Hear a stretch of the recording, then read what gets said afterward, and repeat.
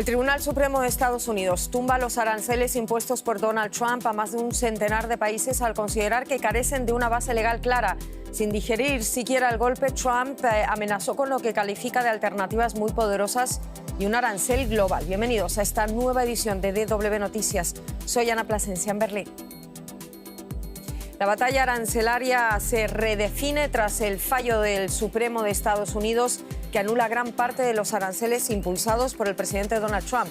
El fallo de enorme trascendencia es un golpe a la estrategia económica del republicano. Lo vemos también en economía. La ley de amnistía en Venezuela, que permitirá la liberación de casi 700 presos, fue aprobada anoche, excluyendo a quienes hayan promovido o solicitado acciones armadas contra el país. La medida deja fuera a casi 200 militares encarcelados y no se contempla levantar las inhabilitaciones políticas que pesan sobre varios líderes de la oposición. Y la Sagrada Familia de Barcelona alcanza su altura máxima con la colocación de la cruz en su torre más alta. La emblemática basílica, la más alta del mundo, lleva más de un siglo en construcción y aún no está terminada.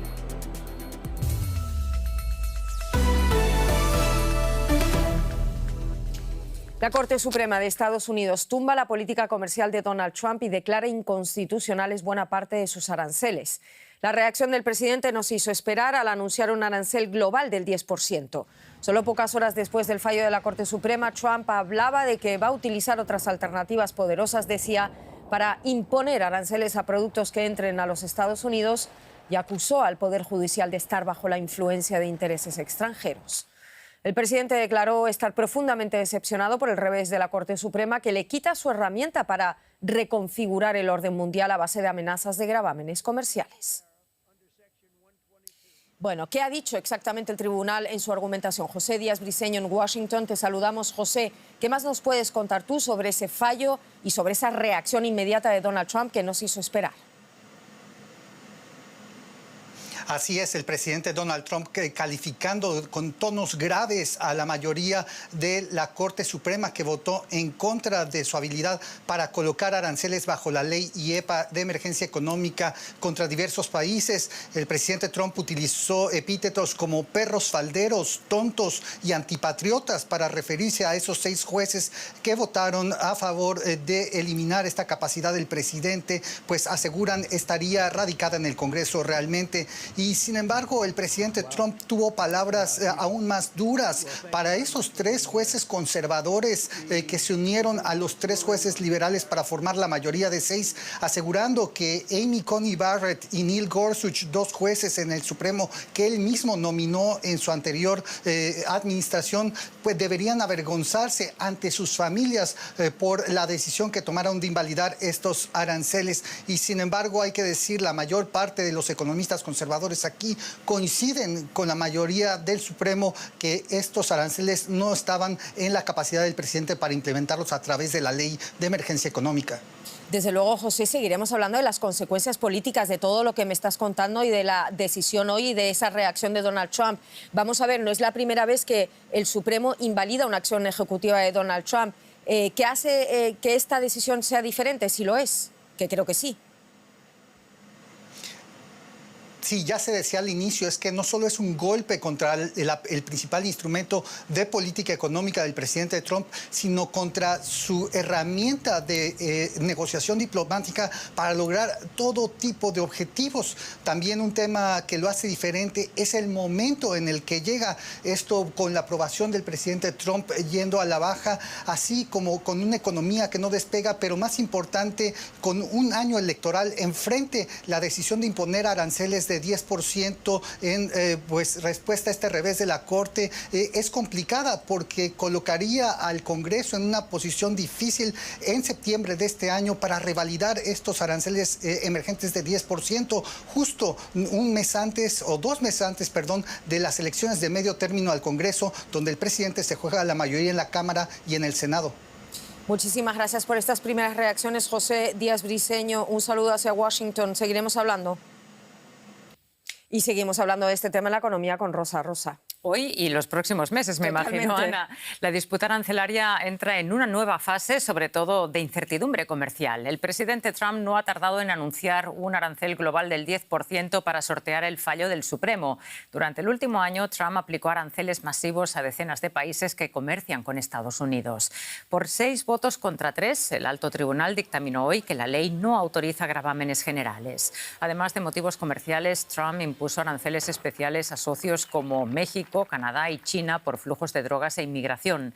La decisión bloquea una herramienta clave de su agenda económica, aunque no afecta a aranceles específicos como los del acero, aluminio o automóviles.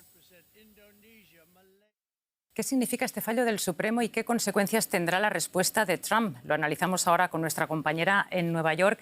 Ana Nieto, muy buenas tardes. Un día muy movido allá en Washington. La decisión del Supremo cierra las puertas a unos aranceles, pero Trump dice que tiene autoridad para imponer otros y lo hará inmediatamente. ¿Qué pasa ahora? Sí, el presidente ha dicho que tiene alternativas y que las va a usar, que la decisión del Supremo no le quita toda la autoridad y que puede seguir imponiendo aranceles sin necesidad de contar con el legislativo. Trump ha dicho que inmediatamente va a firmar hoy una orden ejecutiva para aplicar la sección 122 de la Ley Comercial del año 1974, por la que impone un arancel del 10%, que podría llegar al 15%, en todos los países, pero solamente puede durar 5 meses. Necesita al Congreso para que se expandan más allá de estos 5 meses. La ley, eso sí, es solo para países que tengan un fuerte déficit en la balanza de pagos con Estados Unidos, es decir, que no se podría imponer a todos, y esto es algo que se va a ver por primera vez porque nunca se ha utilizado esta ley. El resto de aranceles que no han sido contemplados por la sentencia del Supremo, es decir, los sectoriales que afectan, por ejemplo, al acero, al aluminio o a los autos, se mantienen, y de hecho el presidente ha dicho que se van a imponer a otros sectores más allá de estos. Además, va a utilizar otra autoridad de también esta ley comercial del año 1974, en la sección 301, para imponer sanciones a países enteros que tengan prácticas comerciales injustas. Todos estos son alternativas que tienen una vía de imposición mucho menos inmediata y más restringida que la que ahora le ha eliminado el Tribunal Supremo. Ana, surgen muchísimas incógnitas. La sentencia del Supremo deja en el aire la cuestión de las devoluciones de los aranceles ya cobrados y que son ilegales. ¿Qué pasará, por ejemplo, con este dinero? Hay distintos cálculos de cuánto han pagado los importadores desde la imposición de los aranceles que el Supremo ya ha declarado ilegales, pero ninguno de estos cálculos deja esta cantidad por debajo de los 175.000 millones de dólares. El Supremo no ha dicho qué hacer con ello, pero desde octubre pequeños y grandes empresas que son importadores han interpuesto demandas judiciales para facilitar la devolución de lo pagado. Hoy en la rueda de prensa Trump ha dicho que ante la ausencia de opinión del Supremo en este punto, él lo va a litigar los años que sea necesario, es decir, que va a entrar en procesos judiciales con las empresas de su país. Trump se apoyaba en estos ingresos por aranceles para compensar el déficit presupuestario. Sin este capital será mucho mayor de lo presupuestado y todo hace presumir que tenga que emitirse más deuda. Ana, Trump ha hablado de certidumbre ahora que el Supremo se ha pronunciado, pero por lo que cuentas no parece que sea así. Brevemente, por favor. Hay demasiadas cosas en el aire para sentir esta incertidumbre. Certidumbre podría ser un capítulo más de incertidumbre. Los aranceles lineales no está claro que se puedan interponer a todos los países y en cualquier caso serían 5 meses. Los sectoriales necesitan un periodo de meses de estudio, no se sabe cuándo llegarían. Los tratados comerciales, Trump ha dicho que algunos se pueden seguir, otros no se sabe cuáles. Y hay muchas incertidumbres que van a sentir los empresarios que han remodelado sus cadenas de proveedores durante todo este tiempo y sobre todo no han contratado ante la previsión de lo que pueda ocurrir. De momento no sabemos qué puede ocurrir. Y todo esto nos seguirá ocupando en las próximas semanas y meses. Ana, muchísimas gracias por el momento, por este análisis. Gracias, Rosa. Según un análisis de la agencia Bloomberg, la anulación de los aranceles del presidente Trump podría aliviar parcialmente la presión comercial sobre América Latina, aunque advierte que los países de la región podrían perder competitividad frente a otras regiones que enfrentaban aranceles más altos. Un economista del Instituto de Finanzas Internacionales indica que los países que ya avanzaron en acuerdos bilaterales con Washington, como Argentina, enfrentarían menor incertidumbre. El experto señala además que el impacto puede ser positivo para la región si se reduce la volatilidad arancelaria, pero dependerá de la estructura exportadora de cada país y de su grado de integración con el mercado estadounidense. Entre los países más favorecidos podrían estar Brasil, al eliminarse un gravamen específico del 40%, y México, ante la posible supresión del arancel del 25% ligado a la lucha contra el fentanilo. Seguimos con más información de América Latina. Nos vamos a Venezuela. Caracas dio este jueves un paso que supone un antes y un después en la crisis política. La presidenta en carga, Delcy Rodríguez, promulgó la ley de amnistía para la convivencia democrática aprobada por unanimidad en la Asamblea Nacional y que contempla la liberación de centenares de presos políticos tras 27 años de chavismo. Una ley no exenta de críticas por parte de la oposición y organizaciones civiles que denuncian graves exclusiones. La norma no incluye delitos de lesa humanidad, corrupción y acciones armadas con apoyo extranjero, lo que ya genera críticas y dudas sobre su verdadero alcance y sobre si abrirá o no el camino hacia una transición política pacífica en Venezuela. Queda aprobada por unanimidad. En consecuencia, se sanciona la ley de amnistía para la convivencia democrática. Así aprobaba el Parlamento venezolano una histórica medida que podría abrir la puerta a la liberación de centenares de presos políticos tras 27 años de chavismo. La iniciativa fue impulsada por la presidenta encargada Delcy Rodríguez, quien asumió el poder luego de la captura de Nicolás Maduro el pasado 3 de enero en una incursión militar estadounidense, y llevaba 2 semanas anunciándose. Hay que saber pedir perdón y hay que también saber recibir perdón.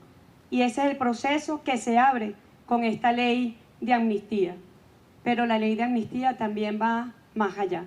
La norma fue presentada como un gesto de reconciliación nacional, pero también podría dejar sin consecuencias legales a aquellos crímenes denunciados por decenas de ONGs y organismos internacionales cometidos por el propio régimen chavista. Por otra parte, expertos consideran que la amnistía es limitada, solo cubre 13 momentos de convulsión política y social ocurridos entre 1999 y 2026 y excluye a acusados de acciones armadas con apoyo extranjero o de corrupción. Eso dejaría fuera de la amnistía a figuras opositoras destacadas como su máxima representante María Corina Machado o a otros referentes como el exiliado Leopoldo López. Frente al helicoide, símbolo de la represión y tortura del régimen chavista, decenas de familiares de presos políticos que también podrían quedar afuera manifiestan su escepticismo.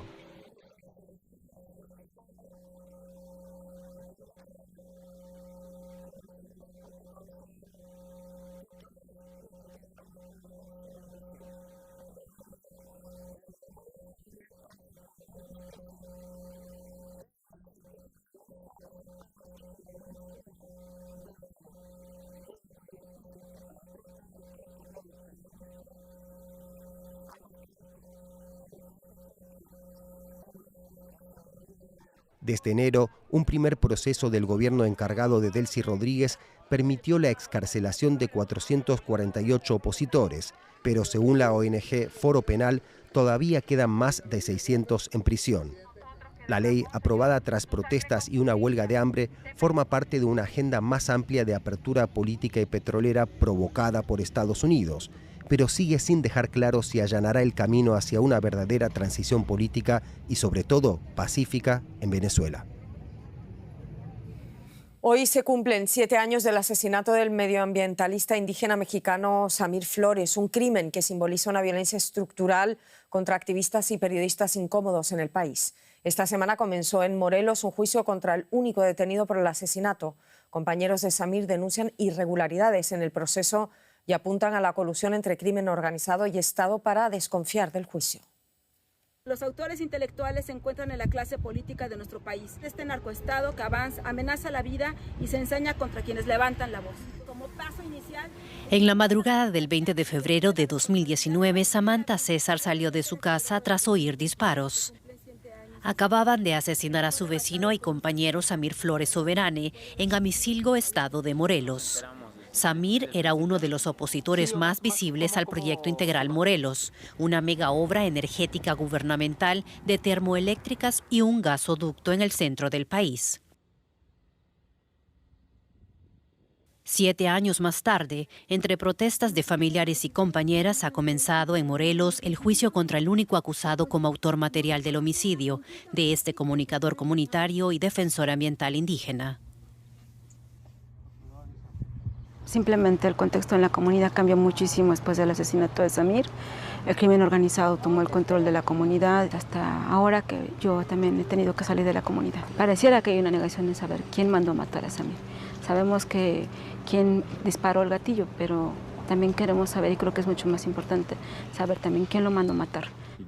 En campaña electoral, el entonces candidato presidencial Andrés Manuel López Obrador prometió frenar el proyecto al que se oponía Samir. Una vez en el poder, pasó a defenderlo. Días después del crimen se celebró una consulta popular sobre el megaproyecto impulsada por López Obrador. La Fiscalía de Morelos asegura en una declaración por escrito a Deutsche Welle que está realizando todas las labores posibles para esclarecer el crimen. El abogado Juan Carlos Flores discrepa. Consideramos que este juicio es un montaje por parte del Estado. Esas pruebas están llenas de irregularidades. A los 2 principales testigos que señalan a esta persona detenida están muertos. Hay otra persona más que señala haber escuchado cuando acordaron el asesinato de Samir y esa persona está desaparecida. En estos 7 años, más de 200 activistas ambientales y defensores del territorio han sido asesinados o desaparecidos en México. Aunque desde 2012 existe un mecanismo federal de protección, especialistas señalan sus limitaciones en recursos y prevención estructural. La ONG Brigadas Internacionales de Paz acompaña el caso de Samir Flores. Desde la capital mexicana, un representante de la organización recuerda que México está entre los 3 países más peligrosos del mundo para ejercer la defensa de los derechos humanos y el periodismo. Cualquier proceso que va en búsqueda de la justicia y en contra de la impunidad es un avance, pero sería oportuno que se generen unos lineamientos, un protocolo para la investigación de delitos en contra de personas defensoras de derechos humanos. Samantha no solo espera una sentencia, sino también un cambio en las condiciones de seguridad de quienes defienden el territorio. Se tiene que garantizar la seguridad y el reconocimiento de la labor como defensores y que realmente los proyectos no son en imposiciones, sino sean procesos en los cuales los pueblos puedan decidir sobre su futuro. Mientras el controvertido proyecto Integral Morelos sigue adelante y el proceso judicial se alarga, el colectivo Frente de Pueblos en Defensa de la Tierra y el Agua no quiere que el asesinato de su compañero caiga en el olvido. El gobierno estadounidense anunció este viernes que revoca las visas de entrada al país a 3 funcionarios chilenos que no identifica por actividades que socavaron la seguridad regional. En el comunicado oficial, el secretario de Estado, Marco Rubio, critica la gestión del presidente chileno saliente, Gabriel Boric, y manifiesta su intención de mejorar las relaciones con el futuro gobierno de José Antonio Kast, que asume su mandato el 11 de marzo. El gobierno chileno negó las acusaciones contra sus funcionarios, condenó la sanción y citó al embajador de Estados Unidos en Chile para conocer detalles de la acusación y los nombres de los afectados. El portaaviones estadounidense USS Gerald Ford ingresó en el mar Mediterráneo este viernes, con lo cual Washington refuerza aún más ese poder de fuego en una región en la que ha realizado un enorme despliegue militar ante posibles ataques contra Irán. Irán afirma estar preparado y advierte que las bases estadounidenses serían objetivos legítimos si Washington atacara. El presidente estadounidense Donald Trump, por su parte, reitera que considera la posibilidad de un ataque militar limitado contra Irán si no se llega a un acuerdo sobre su programa nuclear. Teherán también podría contraatacar utilizando métodos no convencionales, dice. Maniobras militares iraníes en el estrecho de Hormuz ante un posible ataque estadounidense. Una demostración de fuerza en una vía marítima vital que Irán podría cerrar. es su arsenal de misiles balísticos que podría utilizar para atacar las bases estadounidenses en la región. Washington desplegó recientemente sus capacidades de defensa aérea en la zona. Irán también podría atacar a Israel, lanzando una gran cantidad de misiles a la vez para saturar la cúpula de hierro, su sistema de defensa. Las llamadas fuerzas proxy de Irán son otra forma de atacar a Estados Unidos, Israel y otros aliados. Pero Hezbollah en el Líbano y Hamás en Gaza han sido diezmados por los ataques israelíes y la guerra en el enclave palestino, y ya no son la amenaza que eran hace solo unos años. Sin embargo, los rebeldes hutíes en Yemen siguen teniendo la capacidad de atacar el transporte marítimo en el Mar Rojo. Además, la avanzada red de hackers de Irán podría atacar redes eléctricas, hospitales e instalaciones de petróleo y gas en Estados Unidos, Israel o Europa. También podría cerrar sitios web populares para intentar crear pánico entre la población. No está claro qué utilizaría Irán en primer lugar, pero su arsenal de opciones implica que Estados Unidos deba pensar dos veces antes de atacar. Regresamos a Alemania, donde el canciller federal, el conservador Friedrich Merz, necesitaba revertir sus bajos niveles de popularidad para afianzarse como líder de su partido, la Unión Cristiano-Demócrata, que este fin de semana celebra un congreso en Stuttgart. Merz obtuvo este viernes el apoyo de su formación tras ser reelegido como presidente de la CDU con el 91,2% de los votos de los delegados.